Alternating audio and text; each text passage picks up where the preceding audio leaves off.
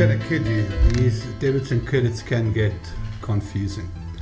Fortunately, not actually that many of them in the basic day-to-day running of a business, and you only have to really remember them once here, and if you can't do that, TurboCASH is mostly going to sort it out for you. Right, so let's look at the types of transactions that you would get. The owner invests in the business. Firstly, he invests some cash, so therefore the business receives cash from the owner, so the business asset account, the bank account, is debited, and the credit to the giver is given to the capital account. That's the owner's interest in the business.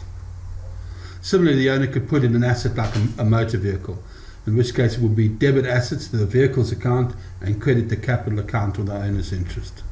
With some cash in the bank, we could purchase assets and pay cash, in which case we receive the asset of a motor vehicle, so we add to the assets, and the giver is bank account. If we were to purchase the asset on credit, that would be debit the vehicle's account and credit the creditor's account or the supplier. Now let's say in the day-to-day business we incur some expenses. So the business receives the value of the goods and services, and it's going to consume them or use them up in its normal business activities. So we debit, for example, fuel and oil, and we credit the bank account. That's if we pay cash. If we incur expenses on credit, then we still debit the expense accounts and we credit the creditors or the suppliers. Now let's buy some stock for resale. So we're going to debit the stock account and we're going to credit the bank account where we're going to give the cash from. If we purchase on credit, we're going to debit the stock and we're going to credit the supplier's account or the creditor's account. Now we sell goods or services for cash. So the business receives an asset in cash from another party, the customer, and it increases the businesses. On the other hand, it also decreases the nominal accounts or the income accounts. If we sell goods or services on credit, that means we sell to a customer, or we debit the receiver a customer or a debtor's account, and we credit the sales account.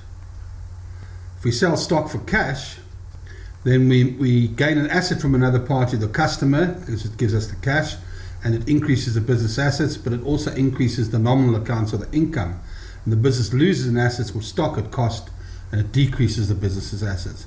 On the other hand, it also decreases the nominal accounts. So here's an entry with two levels of transactions in it. So if we sell stock on credit, the business gains an asset from the debtor or the customer, and it increases its business assets. On the other hand, it increases the nominal accounts of income, and the business loses an asset or its stock at the cost price. So it also decreases the nominal accounts or the cost of sales. More about the detail on all this later. Now let's say you receive some cash for your debtors or your customers pay you. So the business gains an asset of cash, debit bank account, and it credits the customer or the debtor's account. Similarly, if we pay creditors or suppliers, the business decreases its liability to the creditor with the money paid, and it decreases the business assets, or the cash goes down. It's a little more complicated than this, but that's the basic principle of the transactions. If you want to take your time and review this video a couple of times, try and get into your mind what these are. Increases.